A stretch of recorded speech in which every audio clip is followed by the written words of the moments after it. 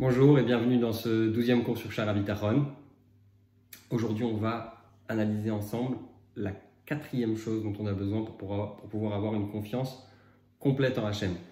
Donc, la première, c'était les 7 qualités qui sont uniques à Dieu. La deuxième, c'était que Dieu, il sait exactement si on a confiance ou si on a à moitié confiance. La troisième, c'était le fait de ne pas croire en quelqu'un d'autre. Parce que si on a confiance en tout le monde, on a confiance en personne. Souvenez-vous, on avait dit que si jamais on fait confiance à 2 personnes pour faire une mission, finalement chacun va compter sur l'autre et personne ne va le faire. Aujourd'hui, on va parler du fait de la cohérence. En fait, on va expliquer que si quelqu'un il a confiance en Dieu, mais qu'en même temps, il n'obéit pas à Dieu, et bien quelque part, il montre qu'il n'a pas à 100% confiance, parce s'il avait à 100% confiance, eh bien, il aurait tout fait dans ce sens-là. On va expliquer ça tout de suite. J'aimerais commencer avec une petite histoire d'abord. Le Baal Shem Tov, donc Rabbi Israël Baal Shem Tov, le fondateur du chassidisme, a un jour voulu montrer à ses élèves qu'est-ce qu'était une personne qui avait vraiment confiance en Dieu. Et il les a amenés dans une ville, chez un aubergiste qui les a reçus. Au milieu de la tfila, donc ils se sont installés, ils ont commencé à prier. Au milieu de la tfila, il y a un policier qui vient, tape sur la table 3 fois. Bon, personne ne peut parler, donc on attend la fin de la tfila. Et à la fin de la tfila, il y a ce monsieur qui revient. Et il retape sur la table. Et là, les élèves demandent à cet aubergiste qu'est-ce qui se passe. Et il leur dit tout simplement, ce monsieur il vient réclamer le loyer. Ça fait longtemps que j'ai pas payé, j'ai des problèmes d'argent, etc. Il vient réclamer. Ils lui disent alors tu manges avec nous, tu es tranquille. Il dit écoutez, moi j'ai fait ce que je devais faire. Le bon Dieu il s'occupe de moi. Alors ils attendent de voir, ils ont compris qu'il s'agit de quelqu'un de très spécial. Ils attendent de voir et ils le suivent. Quand il sort de l'auberge apparemment pour aller chercher cet argent et il marche dans la rue, il y a quelqu'un qui l'arrête et qui lui demande quelque chose, ils n'entendent pas. Ils discutent une petite minute et cette personne s'en va. Bon, ils attendent de comprendre ce qui se passe et une minute après, le type revient, il rediscute, il lui donne une somme d'argent et il part. Quand l'aubergiste revient dans l'auberge, les élèves lui demandent alors, tu peux nous expliquer qu'est-ce que tu as eu avec cette personne, etc. Ils sont curieux, ils veulent savoir, ils veulent apprendre ce que le Baal Shem Tov leur a dit, que c'était quelqu'un qui avait le bitachon à un niveau très élevé. Et il leur dit, écoutez, il m'a proposé un prix pour une des marchandises que je vends, je crois que c'était de l'alcool. Et je lui ai dit, écoute, ce prix-là, je ne peux pas te faire, mon prix est un peu plus élevé comme tu sais. Et je refusais, c'est pour ça qu'il est parti. Et après, il est revenu. Donc en fait, ils sont partis voir, pardon, pas l'aubergiste, mais celui qui a acheté. Et ils lui ont dit, pourquoi tu es revenu? Il a dit, parce que je savais que c'était quelqu'un d'honnête et je suis revenu chez lui. Donc, c'est un peu ce qu'on va voir aujourd'hui. Et on va lire dans les mots et je vais après expliquer, rentrer dans les détails, comment on tire ça de cette histoire et comment on voit ça aussi dans les mots. Ve'agdama arevit, la 4e préface, la 4e introduction. J'ai dit que son attention soit forte et son effort soit redoublé. Gedola, grande. Les kayem hachechi vobabore, de faire quoi? D'accomplir les kayem, kiyum, qui veut dire accomplissement, ce que Dieu l'a obligé à faire. Mais avodato de son travail, quel est le travail de Dieu? Torah mitzvot. Vela sot mitzvotav, de faire une mitzvot, ou les herbes, ma chérie zéro menu de faire ce que Dieu lui a demandé, donc ça inclut toutes les mitzvot négatives. Kefi maché ou mevakesh shei aboré, maskimlo bemashu boter halal. Donc pour que Dieu fasse ce que nous avons envie, nous devons faire ce que lui a envie. Mais si vous vous souvenez, dans le chapitre précédent, on avait vu qu'une des conditions qui était très importante, c'est bien de comprendre qu'on peut toujours faire confiance à Dieu. Pourquoi? Parce que même si un être humain, de manière générale, quand on le trahit, quand on a eu des conflits, des querelles, etc. Finalement, il n'a plus confiance en nous. Mais ce qu'on avait expliqué, c'est que Dieu, quoi qu'il arrive, il a confiance en nous.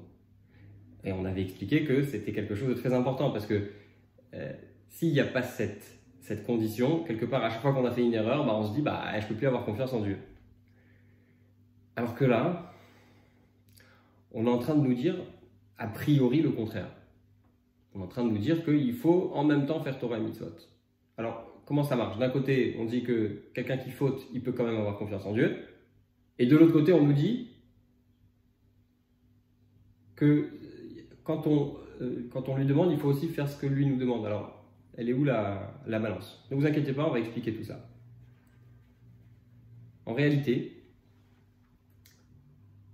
ce qu'il faut bien comprendre, c'est que c'est pas que Dieu lui-même, il n'a pas ce pardon illimité et cette gentillesse illimitée qui lui permet de pouvoir nous faire confiance même quand on a fauté et de pouvoir nous tendre la main même quand on n'est pas à 100% avec lui. Mais, très important le mais, si on dit avoir confiance en lui, il faut bien comprendre qu'avoir confiance en lui, ça ne peut pas être à moitié. Et puisque ça ne peut pas être à moitié, si on est en train de lui dire écoute, en ce moment j'ai un problème, Dieu préserve, de santé, d'argent, etc. On est en train de lui dire bon, je te fais confiance, tu vas me régler ce problème, tu vas m'aider à m'en sortir financièrement, tu vas m'aider à me sortir de cette maladie, etc. etc. Mais d'un autre côté, on a des réserves par rapport à ce que lui nous demande. Alors nous-mêmes, on n'est pas cohérents. C'est pas par rapport à lui, c'est par rapport à nous. C'est par rapport à notre cohérence personnelle. On ne peut pas faire confiance à Dieu à 100% si on n'est pas cohérent dans notre démarche. Donc notre démarche, elle doit être à 100%. Et c'est ce qui est écrit. Moshe Abou Rabotenu Zichronam Livracha, comme nous ont dit nos sages de mémoire bénie, Aseret Sono Kirtzantra, fais sa volonté à lui, à Dieu, Kirtzantra comme ta volonté. Pourquoi? Pour que lui fasse sa volonté comme la tienne. Donc toi tu vas faire ce que Dieu il a envie, et finalement, Dieu il va dire il fait ce que j'ai envie, moi aussi je vais faire ce qu'il a envie. Batel Retsancha Mipne Retsono, annule ta volonté devant sa volonté, et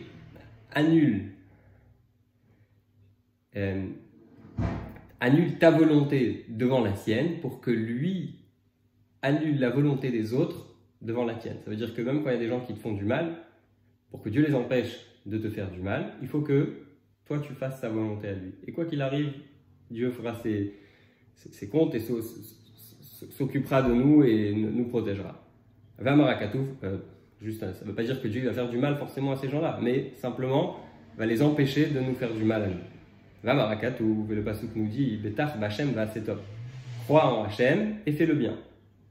Ça veut dire, ne crois pas seulement et reste à rien faire. Betar Bachem, crois en Dieu, oui, mais va c'est top, c'est aussi le bien. Shron Eret, Ouré Mouna, donc habite dans la terre et plante la foi. Ve'amar Tov Hachem le Kovav, le Nefesh Tidreshenu. Donc Hachem attend, est bon pour ceux qui l'attendent, ceux qui y croient en lui. Les Nefesh Tidreshenu et à l'âme, pas seulement ceux qui croient en lui, mais aussi à l'âme qui le cherche, qui le recherche, qui fait des efforts, etc., etc. Bien sûr, ici, on n'est pas en train de dire qu'une personne qui n'est pas religieuse, elle va passer du jour au lendemain de 0 à 100. D'accord? C'est pas une machine, c'est pas, on a besoin de temps parfois, d'adaptation, etc., etc. Mais il faut avoir une cohérence. Une cohérence, ça veut dire qu'on est au moins en train de faire des efforts pour essayer d'en arriver là. Ce qui est intéressant, c'est qu'il y a un discours du Rabbi corrigé dans lequel il parle aussi de cette question. Il dit, a priori, quelqu'un, il va croire en Dieu. Il va avoir confiance en Dieu, que Dieu il va l'aider dans ses problèmes. Très bien, j'ai confiance en Dieu, Dieu il va m'aider dans mes problèmes, mais une seconde, je ne mérite pas. Et je sais, et ça fait partie des 13 principes de foi du Rambam, 13 articles de foi, vous savez, on les chante à la fin de la Tfila, Yigdal Elokim Chai. Qu'est-ce qu'il y a écrit là-bas? Que Dieu il punit à ceux qui fautent et il récompense ceux qui se comportent bien. Donc a priori, c'est contraire à ce principe-là. Et le Rabbi dit une chose incroyable. Il dit que le fait de croire, le fait d'avoir confiance, en soi, c'est une mitzvah. En soi, il y a une récompense à ça, il y a un mérite qui va sortir de ça. Et donc, le fait même que nous, on va faire cet effort et on va se forcer à croire là où tout le monde aurait abandonné, ça même, ça va être une source de bénédiction, ça va être une raison pour laquelle Dieu il va vouloir nous faire du bien.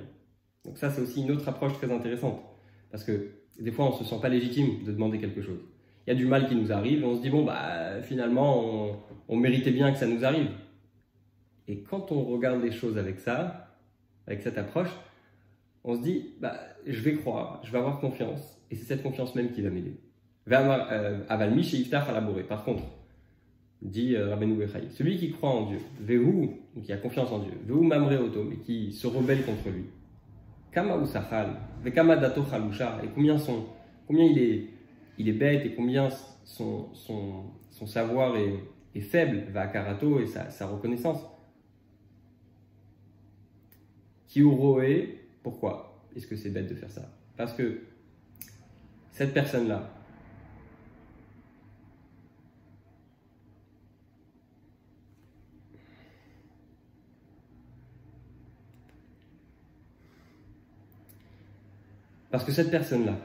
pourquoi cette personne elle est bête? Parce que quand on va demander à quelqu'un de nous faire quelque chose, d'accord? On va par exemple, on a nommé quelqu'un, on a fait confiance à quelqu'un, on lui a confié une mission. On lui a dit voilà, je compte sur toi pour faire telle et telle tâche. Chez vous, Metzave Auto, lorsqu'on lui demande, on lui ordonne de s'occuper de l'un de nos besoins. Au Mazir Auto Midava. Ou bien on va prévenir quelqu'un, on va lui dire écoute, j'aimerais que tu fasses attention à ma voiture, que personne ne la touche. Veilla avoir al mitzvotav, et on va voir que cette personne, elle ne nous écoute pas. Elle va désobéir à nos instructions. Veilla gi ala memane ovro al mitzvato qui yatiba chazaka l'imana mimenu.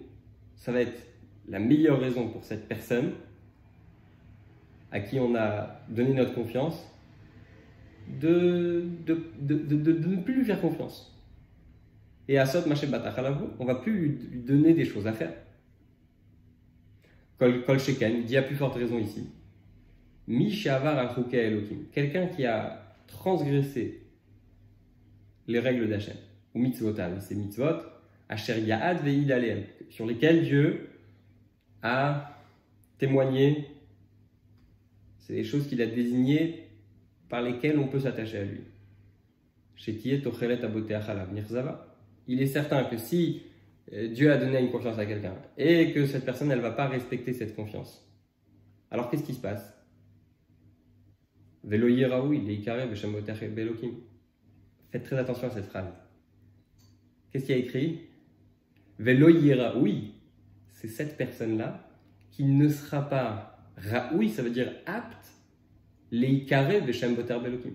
Elle ne pourra pas être quelqu'un qui a confiance en Dieu. Pourquoi? Parce que pour avoir confiance, encore une fois, on ne parle pas ici de ce que Dieu peut ou peut pas faire, parce que Dieu il peut tout faire. Même si quelqu'un n'a pas confiance, même s'il ne mérite pas, même s'il est loin de lui, même si... Ça ne change pas. Dieu il peut tout faire. Peu importe le niveau de la personne. Mais par rapport à nous, c'est nous qui devons avoir confiance, oui. Donc si nous, on doit avoir confiance, comment est-ce que vis-à-vis de nous-mêmes, on peut en même temps dire à Dieu, je te fais confiance, tu vas t'occuper de moi, et de l'autre côté, ne pas l'obéir. Donc, le langage, il est très exact ici. Velo yeraoui, c'est cette personne-là, elle ne va pas être apte, leikare beshem boter velokim. Elle ne va pas être apte à être appelée quelqu'un qui a confiance en Dieu. Ça veut dire que j'ai besoin d'être entier dans ce que je fais, moi, pas par rapport à Dieu. Ah, mais seulement, c'est comme le passou qui dit qu'il matikvat Hashem. Ça veut dire que cette personne, elle va être comme le passou qui nous le dit. Qui matikvat ranef ki yiltsa ki yeshel loka. Quel est là l'espoir de celui qui se rebelle, qui dénigre Dieu dans son âme. Atza'akato ishmakel. Est-ce que Dieu va écouter son cri? Ve'amar aganov rotzeach ratzoach ve'naof ve'ishav ve'alasheka. Est-ce que on va voler, tuer et mentir? Ve'amar uvatem va'matem lefanav ba'itase. Est-ce qu'après on va se présenter devant Dieu, devant sa maison? Achanikrash mi'alav. Comment est-ce qu'on peut avoir l'audace de faire des choses qui sont contradictoires et après de venir devant Dieu et de lui dire j'ai besoin de toi, etc. Ça ne peut pas marcher comme ça. Ve'amar, et c'est aussi dit, Ameharat pariti maya abaïta ze ashanikrash mi'alav. Dieu dit, j'ai une maison dans laquelle viennent des hommes qui sont dégénérés. Ça veut dire c'est des gens qui ne sont pas cohérents, ils font une chose et son contraire et ils pensent que ça peut marcher ensemble. Donc ça c'est la 4e introduction pour pouvoir avoir le bitachon. Et maintenant on va passer à la 5e. Petite anecdote pour expliquer ce qui est l'incompréhensible. D'accord? Il y avait un jour un tailleur qui était très talentueux, et comme beaucoup de gens talentueux, il avait des ennemis, il avait des gens qui étaient jaloux. Ils ont décidé de lui faire un test. Pour faire ce test, ils lui ont dit, tu vas prendre un morceau de tissu et tu vas découper à partir de ce morceau de tissu une veste. Il a dit d'accord, pas de problème, je vais faire une veste. Et on savait que c'était impossible. Il revient après un mois, il a fait la veste. Et là, le roi lui demande, mais c'est pas possible de faire une veste sans couper de tissu. C'est obligé que tu as mis un peu de tissu de côté, donc tu l'as pris pour toi, donc ça veut dire que tu es malhonnête, et donc ça veut dire que tu es passible de mort, parce que avoir cette effronterie envers le roi, c'est de l'insolence, et c'est lèse-majesté, et c'est passible de mort. Et il dit, écoutez, avant de me tuer, laissez-moi au moins prouver mon innocence. Pas de problème. Je vais prouver mon innocence. Et c'est ce qu'il fait. Il demande d'avoir un ciseau. Et il découpe toute la veste devant tout le monde. Il a un carré, on va dire, c'était 1 mètre sur 1 mètre ou 2 mètres sur 2 mètres de tissu. Et il montre comment la veste, elle était faite. Et il fait une sorte de puzzle, il remet tous les éléments. Et là, on voit que vraiment, il a réussi à utiliser chaque détail de la veste sans avoir à jeter quoi que ce soit. Tout le monde est impressionné. Le roi est très content parce qu'il va pouvoir garder son tailleur malgré ses ennemis, malgré les gens qui en sont jaloux. Et alors que le roi est très content, il voit que le tailleur est en train de pleurer. Alors il lui dit, mais pourquoi tu pleures? On t'a sauvé la vie. Alors il dit, c'est très simple. Parce que j'ai peut-être prouvé mon innocence, mais la veste, j'ai mis beaucoup de temps à la faire et maintenant je ne peux plus la remettre comme elle était. Qu'est-ce qu'elle veut nous apprendre, cette histoire? C'est qu'il y a des choses qu'on est capable de comprendre et on voit tout de suite l'explication, ça nous paraît très simple. Et il y a des choses dont on n'est pas capable de comprendre la raison et on pense que c'est incompréhensible et qu'il n'y a pas de raison et que c'est du n'importe quoi, etc. et que ça nous fait du mal.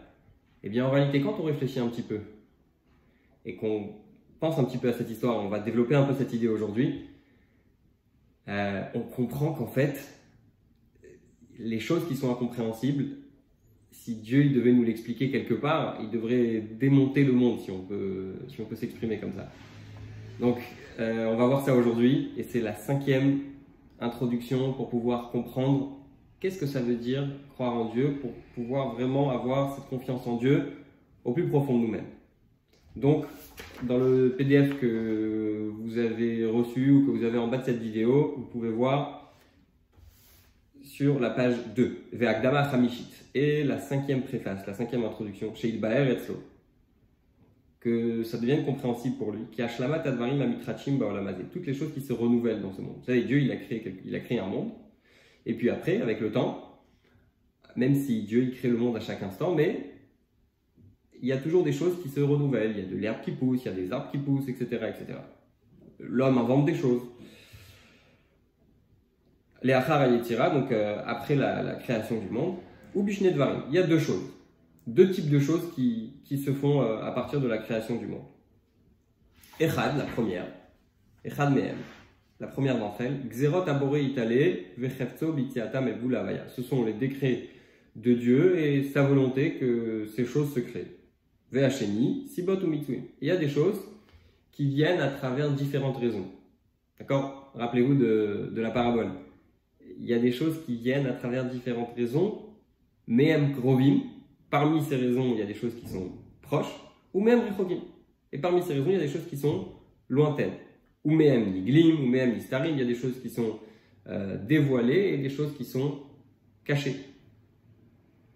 Vechulam ratim le'ashlim. Et toutes ces choses, en réalité, qu'elles soient cachées, qu'elles soient dévoilées, toutes ces choses rejoignent un même fil de ce que Dieu a voulu, de ce que Dieu a décrété. Les Hashlim Machenixar Avayato, pour pouvoir compléter Avayato, donc ça, ce que Dieu a décrété que ce soit, Ve'eraoto et sa façon d'être, la façon dont on l'aperçoit. Be'ezer Elohim Lahem Alze, donc de ce que Dieu va aider pour que ces choses deviennent ce qu'elles deviennent. D'accord? Donc, pour l'instant, on a compris qu'il y a deux façons dont Dieu organise les choses. Il y a des choses qui sont directement, d'accord? Et il y a des choses qui sont indirectes. Ça veut dire qu'il y a plusieurs causes avant d'arriver au résultat final. Et il donne un exemple dans le quotidien, d'accord? On a par exemple Vedimion Asibot Akrovot, dans les exemples simples, d'accord? Les causes simples pour qu'une chose arrive. Il dit puisqu'on est à l'époque où on n'a pas encore la technologie d'aujourd'hui, on n'a pas encore de robinet, donc il dit que quand on fait sortir de l'eau des profondeurs de la terre. À l'époque, on devait puiser cette eau. Comment on le fait? Bagalgal, avec une sorte de poulie, Becheli Mamalim et Amaim Inaber, avec des ustensiles qui vont permettre de lever l'eau du puits, donc les élever à partir de ce puits. Ça, c'est quelque chose de simple. On voit l'eau au fond, on voit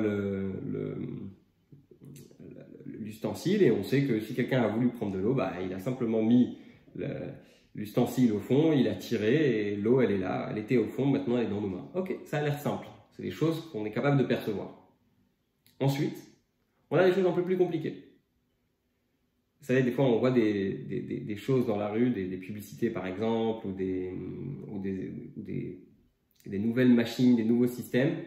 Et moins on arrive à s'imaginer comment la chose elle a été faite, plus ça nous impressionne. D'accord? C'est un peu la même chose. Quand, par exemple, on va demander à un prestataire de faire quelque chose, si on pense qu'on était capable de le faire nous-mêmes, on est moins impressionné. Oui? Ça veut dire que si jamais on a demandé à quelqu'un d'aller nous acheter quelque chose, on sait que nous-mêmes on aurait pu y aller, on serait allé l'acheter. Alors que si on demande à quelqu'un d'aller nous créer quelque chose que nous on n'était pas capable de faire, on va beaucoup plus l'apprécier. Ce que je veux dire par là, c'est que c'est un peu la même chose avec ce qui nous arrive dans la vie. Les choses qu'on est capable de percevoir, c'est les choses que nous-mêmes on aurait pu faire, on arrive à s'imaginer, c'est logique. Alors que les choses qu'on ne comprend pas, c'est précisément là que la grandeur de Dieu elle est, puisqu'on n'est pas capable de les comprendre. Les sibato arechokai, donc il donne l'exemple sur les choses qui sont lointaines. Adam sheu kosher abema el agalgal, un homme qui attache un animal à la poulie, puisque c'est un puits où c'est très difficile de puiser l'eau, ou meniato lehalot amayim mitartiot aber. Et ça va être très compliqué de faire monter l'eau des profondeurs du puits. El pene haaretz, sur la surface de la terre. D'accord? Pour donner un autre exemple intéressant, des choses qu'on n'est parfois pas capable de comprendre, le rabbi répondait à une personne qui avait des difficultés, des choses difficiles dans sa vie à comprendre. Et le rabbi lui a dit, c'est comme quelqu'un qui tient devant une fenêtre et qui a une opération qui se passe devant lui. Alors quand il va voir cette opération, il va se dire, s'il ne sait pas que c'est des médecins et qu'il y a des aides-soignants et des infirmières, etc., il va se dire, on est en train de charcuter quelqu'un, on est en train de le tuer. D'accord? C'est-à-dire que quand on est au courant des différents paramètres de ce qui se passe devant nous, eh ben, automatiquement, on a un jugement qui est beaucoup plus positif. D'accord? Achasibot, Asher ben Adam ve'akelim. Maintenant, les raisons qui sont entre l'homme et les ustensiles, Mitsuim ben Shnei Advarim, donc c'est les intermédiaires entre ces deux choses, Vem abema vaigulim, donc là dans notre exemple, c'était, je rappelle, l'animal qui tire avec la poulie de l'eau, chez Meniak, Tsatam et Tsatam Vachevel. Donc on a la corde, etc., qui tire d'un côté à l'autre. Maintenant, si jamais il arrive quelque chose à une de ces causes, à Niskarot qu'on a mentionné, la chose ne va pas arriver. Je donne un exemple. Si jamais on a eu un problème dû à un incident matériel, d'accord, on marche dans la rue, on glisse sur quelque chose, on se fait mal et on se dit bon, c'est pour le bien. Pourquoi? Parce que le fait que ce caillou il est arrivé là, c'est pas par hasard, c'est que Dieu il a voulu, donc je dois pas m'énerver, parce que si je suis tombé, c'est parce que Dieu il a voulu. Quelque part, c'est logique. C'est logique que le matériel il est géré par Dieu et que si on est arrivé à tomber, bah, c'est que Dieu il a voulu, donc c'est forcément pour mon bien et on va s'en convaincre. Très bien. Mais quand quelqu'un nous énerve, qu'est-ce qu'on va dire? On va dire cette personne, elle a libre arbitre. Donc elle a choisi de me faire du mal. Et si elle a choisi de me faire du mal, ça veut dire que ça ne vient pas de Dieu? C'est une bonne question, n'est-ce pas? Mais on va revenir dans le contexte de ce qu'on est en train de dire. Qu'est-ce que vient de dire Rabbeinu Bechaï? Si jamais il manque une des raisons à ce que cette chose se passe, finalement, la chose ne va pas arriver.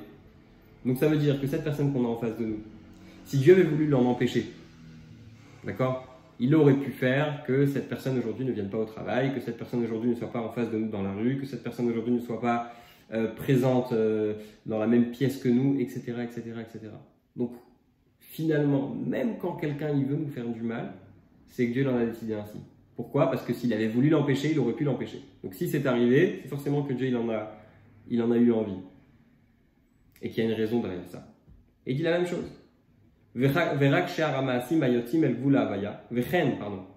Et ainsi, toutes les choses, les autres choses qui sortent des limites de la création quelque part. Donc, on a l'impression que ça sort c'est plus dans les cordes de Dieu. On a l'impression. Loïd kapsu mina adam des zulato. Il faut bien réaliser qu'elles ne se rassembleront pas vers l'homme avec une autre entité qui imbixerata elokim, seulement parce que Dieu il en a décidé ainsi. Ve'azmanato asibot asherbaem igamran. Et c'est lui qui a organisé, d'accord, que cette chose elle arrive. Donc, vous savez, on dit des fois aux enfants, il faut pas croire que la vie c'est un film, d'accord. Et si on n'est pas dans un film, c'est la vie réelle. C'est plus compliqué, etc. Mais quelque part, ce qu'on vient de dire ici, peut-être qu'il faut oui dire aux enfants qu'on est dans un film. Pourquoi? Parce que c'est quoi un film? Un film, c'est toute une mise en scène pour qu'à un moment donné, un acteur fasse une certaine chose. D'accord? Et si nous, on s'imagine, quand quelque chose nous arrive, que si cette chose, elle nous arrive, c'est en fait parce qu'il y a une mise en scène et qu'il y a quelque chose qui a été mis en place et une multitude de détails ont été mis en place, tout ça, pourquoi? Pour que nous, précisément, à ce moment-là, on fasse telle et telle chose. Et quand on voit les choses comme ça, alors à chaque fois qu'on a une opportunité dans notre vie et qu'on a une difficulté, etc., on va dire, attends une seconde, tout ça, ça a été mis en place pour que moi, j'intervienne à ce moment-là? Bah oui, j'ai envie de le faire, bah oui, il faut que je le fasse. D'accord? Et comme c'est écrit que Moshe Amar, Velo, Nitkenu Alilot. Et comme c'est écrit que c'est Dieu qui a préparé les causes, il n'y a que lui qui peut comprendre ça. Ve'amar, et c'est aussi écrit Gedol ha'etza, Vera va'alila. Dieu, il est le grand du conseil. Et Vera va'alila, c'est lui qui fait les causes, qui a Ve'amar, qui a été Sibam Imachem, comme c'est écrit aussi que la raison, elle était de Dieu. Maintenant, ça arrive que des fois, il manque pile un élément. On veut faire quelque chose et il manque pile un élément pour que cette chose elle arrive à se concrétiser. On sait que des fois il y a énormément de choses qui ne se jouent qu'à un seul détail. Et donc ce qu'il dit ici c'est Vein tiena asibot nedarot. Si jamais il manque un certain détail pour arriver à un certain but, bichlal de manière générale, lo tigamer yetziat davar mina peulot ativiyot el geder avaya. Si jamais il manque un détail et c'est Dieu qui va faire en sorte que ce détail va être manquant, eh bien ça ne va pas se finir pour arriver à être créé. D'accord? Maintenant, quand nous, on va regarder un petit peu ce qui se passe avec nous. D'accord? Dieu, il a fait en sorte que pour certains d'entre nous, j'ai envie de dire beaucoup, on a, au Hachem, de quoi vivre. D'accord? Donc, de quoi s'acheter à manger.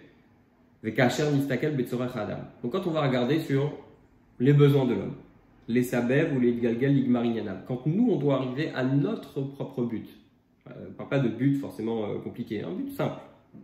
Nimtsae ou birutaï, on va aussi être capable de le constater juste en ouvrant un petit peu les yeux. Qui a tsarich à l'Amazon, celui qui a besoin de manger, chez Yussam, les fanav amachal, lorsque on va lui mettre la nourriture devant lui. C'est marrant parce que ça me fait penser, il y a quelqu'un dans notre synagogue qui tous les Shabbats quand il y a le kiddush, à un moment donné il disait aux gens, vous savez les gens ils ont très faim, ils arrivent à la synagogue, ils ont prié etc, et ils arrivent au kiddush, des fois on a un peu faim, et il disait aux gens, messieurs, n'oubliez pas de mâcher. Il y a un peu cette idée ici, donc quand j'ai vu ça, ça m'a fait un petit peu rire, un peu rire. Il loïd gagel le ochlo. Bagbato el pi. Si jamais il y a de la nourriture devant nous, mais que nous on va pas faire l'effort de prendre cette nourriture et de la mettre dans notre bouche, vela asso et de la mâcher. Loïchaver abono, on va toujours avoir faim. Notre faim ne va pas être cassée. D'accord? Vechanat sanevet sans quoi la main, il a même chose quelqu'un qui a soif. Le kol sheken, donc là c'est le besoin de l'effort. La cinquième chose, c'est de bien réaliser qu'il y a différentes causes quand on fait quelque chose, d'accord? Mais que quand nous on nous donne l'opportunité de faire quelque chose, il faut qu'on le fasse. Donc de la même façon que quelqu'un qui a besoin de manger et qu'il ne prend pas la chose à manger, il ne tend pas la main pour la manger, forcément qu'il va encore avoir faim. Il faut tendre la main. On voit aussi plein de fois, il y a des gens qui ont... très souvent les gens ils ont des problèmes et ils disent que leur problème ils ne peuvent pas le résoudre parce que ils ont déjà essayé plein de solutions et ils n'arrivent pas soit par exemple à résoudre des problèmes dans leur couple ou dans l'éducation, etc. Et là, ça m'est arrivé souvent, on leur pose une question simple, c'est est-ce que vous avez consulté un spécialiste? Est-ce que vous avez essayé de demander des conseils? Peut-être pas forcément tout de suite d'aller voir un psychothérapeute ou des grands spécialistes, mais est-ce que vous avez essayé de demander à un ami qui a l'air de réussir dans ce domaine ou à quelqu'un sur qui vous prenez exemple, une sorte de référence? Est-ce que vous avez essayé déjà de demander à un rabbin de l'aide sur ce sujet? Ah non, mais on a déjà essayé. Oui, mais vous savez, il y a une règle qui est en chavush matir et tatsmo. Un prisonnier ne peut pas se délivrer tout seul. Donc quand on a des problèmes, il faut tendre la main. Il faut savoir demander à quelqu'un des conseils. Il faut savoir essayer d'utiliser les outils que Dieu nous a donnés. Alors là, on parle de nourriture, ça a l'air simple. Mais en fait, c'est dans plein de domaines. C'est dans plein d'autres domaines. Quand on a un problème, il faut savoir tendre la main et utiliser les solutions qu'on nous donne. Des fois, il faut faire un petit peu plus que tendre la main. Il faut tendre la main pour lever un téléphone. D'accord? Et donc, il continue ici dans l'exemple. Il dit c'est la même chose. Si jamais il y a un effort à faire, c'est-à-dire que des fois, c'est pas juste tendre la main. On n'a pas tous la chance d'être servi tous les jours avec une assiette devant nous, avec la nourriture prête. Des fois, on a besoin que cette nourriture elle soit préparée, que le blé soit moulu et qu'ensuite on fasse de la farine et après on la mélange avec de l'eau et qu'on attende que ça gonfle et après on le met au four. C'est pas en claquant des doigts toujours qu'on a la solution. Des fois, il faut certains efforts. Veyoter gilgul misé, vekaché imitztarech liknoto ou letakno. Donc, des fois, on a besoin d'arranger et de préparer davantage ces choses. Des fois, il faut aller même acheter ces choses-là. Et si on ne les a pas achetées, si on n'a pas fait cet effort, eh bien, on ne pourra pas s'en sortir avec notre faim et on va quand même avoir faim si on n'a pas fait cet effort d'aller chercher ces choses. Veyoter miséod, il y a encore plus que ça. Imlo idamnulo adamim. Si quelqu'un n'a même pas les moyens, malheureusement, les gens n'ont pas les moyens d'acheter la nourriture dont ils ont besoin, chez Kneotambam, avec laquelle il va pouvoir acquérir cette nourriture. Veitztarech le Gilgul ou les Sibouf Gadol Mima chez Zacharnu. Et il va alors avoir besoin de plus de préparation de ce qu'on a expliqué. Et Kodem chez Istakar Bedamim, il va devoir d'abord gagner sa vie. Ou chez Imkor Machéou, ou bien, malheureusement, des fois les gens ont besoin de vendre certains objets dans leur maison pour pouvoir obtenir de la nourriture. Chez Utsarichlo, Mechafatim, Vekinyanim, Vekayotseben. De pouvoir avoir besoin, pour pouvoir subvenir à ses besoins, tout ce qu'on a expliqué jusqu'à présent. Donc, pour résumer ce qu'on a dit aujourd'hui, on a expliqué que, premièrement, tout ce qui se passe, quoi qu'il arrive, c'est parce que Dieu en a décidé. Et deuxièmement, que quand il y a quelque chose qui arrive devant nous, c'est qu'il y a une opportunité. Alors, on a donné l'exemple de la nourriture, mais c'est valable aussi dans énormément d'autres choses. Et la question, c'est de savoir, est-ce que nous, on va faire ce pas pour pouvoir obtenir ce que Dieu a mis devant nous.